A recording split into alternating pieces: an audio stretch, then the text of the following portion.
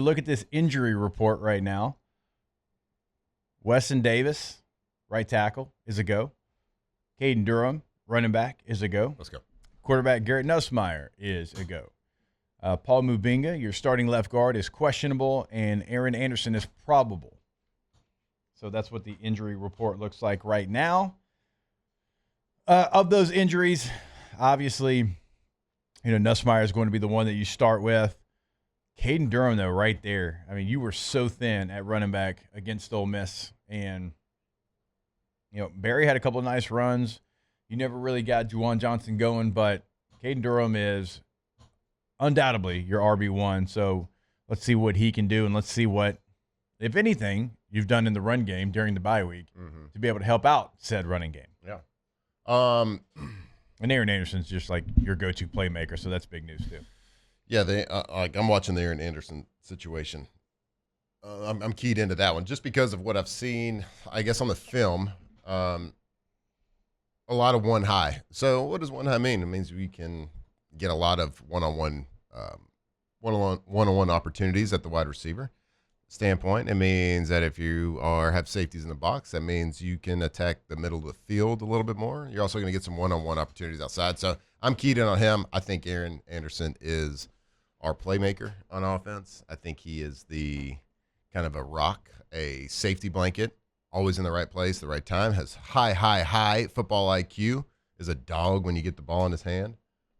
So I'm watching him. Caden Durham, man, he brings a different element to the running game, but that element still hasn't been there, the running game in general. So we have to get right. We got to get that part of the offense right. And so having him back in the game gives us our best opportunity to turn the run game around.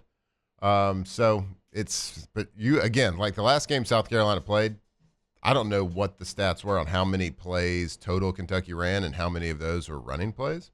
But I know in the first half, it was probably like 90% of the plays. So they are a seasoned defense when it comes to people trying to run the ball on them. Like I was like yelling at the computer this morning when y'all were in here. It was like 3rd and 7.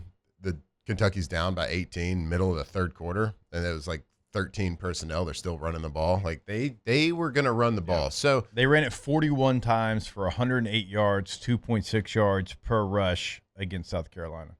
It was pretty ugly. Early on, they did have a lot of success. Now, minus 31 yards were sack yardage. Yeah, so. Okay, but that doesn't count. But early in the game, the first half, Kentucky actually did have success running the ball against them, even with the stacked box. So they are susceptible to that. I'm just saying, like,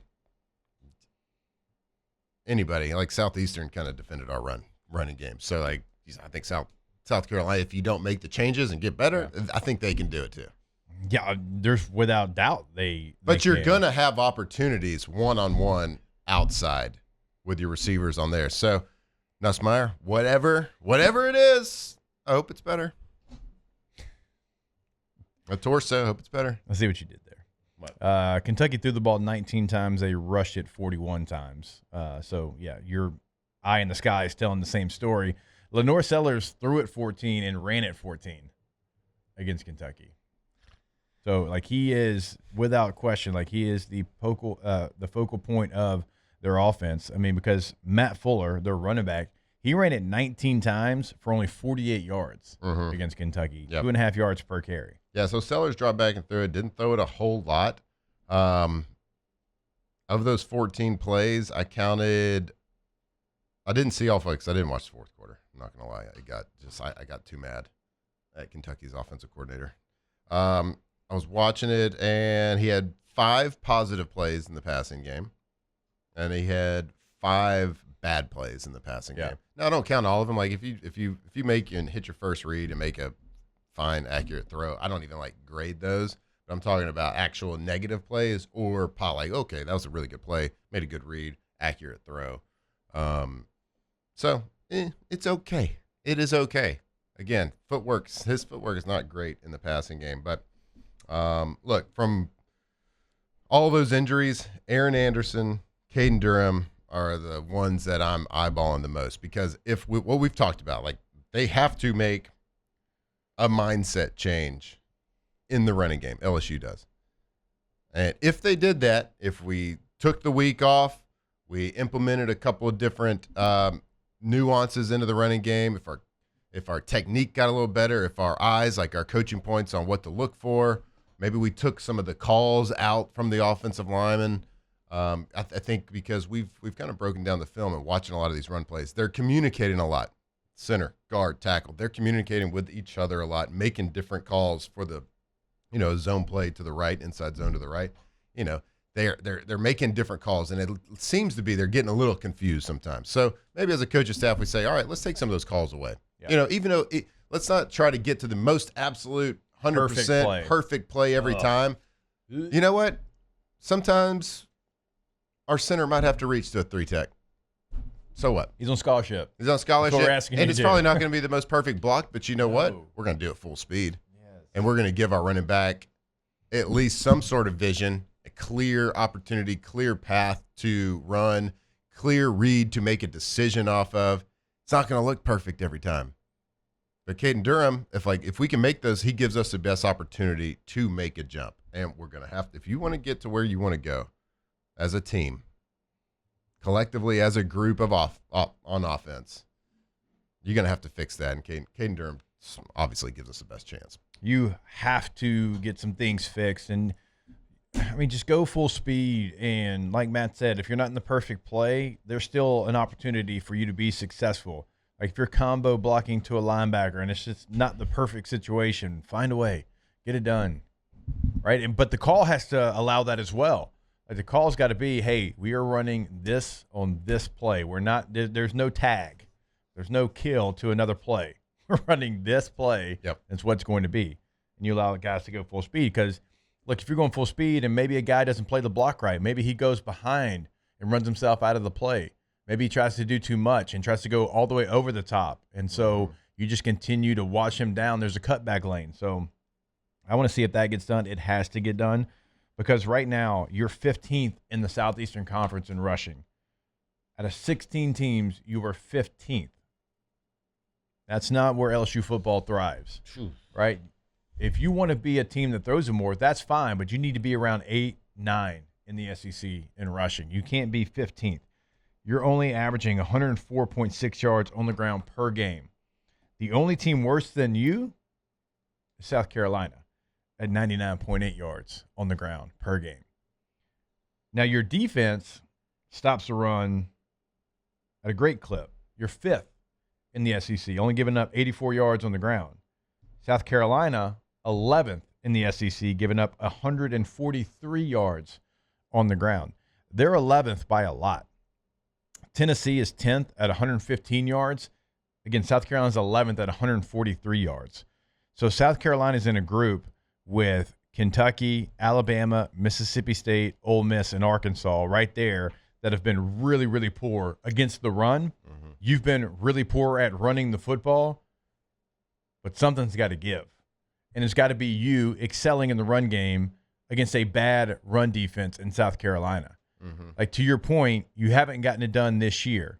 Now, actually, when you go back and you look at some of the defenses you faced, and I'll chart it out here where they're at, you faced better as far as what they are nationally in rush defense. But this is not a great rush defense. This is I would say, subpar, almost bad rush defense. Mm-hmm. You have to make some hay. I'm not saying you go out there and run for 200. That's not who you are. You're not going to be able to maybe get that this year. But you got to run for 140. Oh, can you imagine if we ran for 200? No, we can't even imagine. I'd wear a full shoulder pads and a neck roll the whole show on Monday. If we run for 200 yards against South Carolina, I'll do the entire show in shoulder pads and a neck roll. Do you have a neck roll? Do you have shoulder pads? Am I a fullback? Am I breathing air? Yeah, of course I've got a next neck question. roll. So their stats, I agree with you because, again, I keep going back to this Kentucky film. So the first half, it was a tale of two halves, right? First half, it was a close game. It was a ball game until like two bad turnovers by the offense that led to points.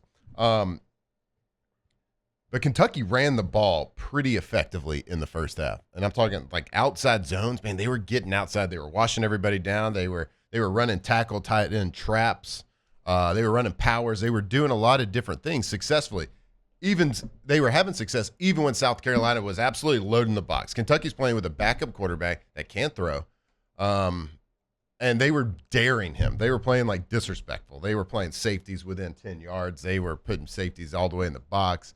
Like they were daring them to throw to stop the run, and they still couldn't stop it consistently. Now of course, they didn't give up a ton of points, but there was yards to be gained for Kentucky. Now, in the second half, it was a lot different. It was a lot different game. They played a lot better. They went to play a lot more zone defense. Kentucky had to throw it a decent amount, but at first half, before when the game was close, Kentucky was having some success running the ball. So it's going to be there. The opportunities will be there. 1-3 in quarters, I believe, are like it's pretty much like 27%, 27%, 27% on the coverages. Yeah, you can tell their comfort zone is to play single high and play a lot of man-to-man. That's where they're comfortable.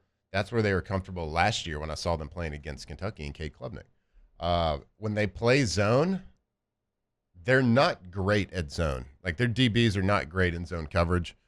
They get a little confused on the calls sometimes with a lot of shifts and motions when they're trying to play zone, which has the opportunity to leave some guys open. So you can tell that they're a little bit more comfortable playing man. And like I said, in zone coverages, they aren't the most sound. You could tell that's not the thing that they practice the most. So when they go and they play quarters, they also play a lot of two-man. I did see. So I would expect two-man to come out with against Garrett Nussmeier. Two-man is when there's two high safeties and you play man across the board. So you're manning up with your nickel, your linebackers, your corners, the 5 pass eligible folks. You're rushing with 4 linemen and you're playing 2 safeties deep. It's an incredible pass defense scheme. The only weakness is you don't have anybody to account for the quarterback. So if the quarterback runs, you don't usually play two-man versus a Lenore Sellers type. Right. Unless you're going to just rush 3 and completely spy with somebody. It's a really good coverage and a defense to stop because you get the best of both worlds. You get your 2 high safeties that it can kind of roam around and take the deep part of the field away, both sides of it. And then you're also playing man-to-man, usually a press man-to-man as well. So I did see that pop up a little bit, and they did that well. But you can tell their corners and their DBs, they are way more comfortable in man than they are zone.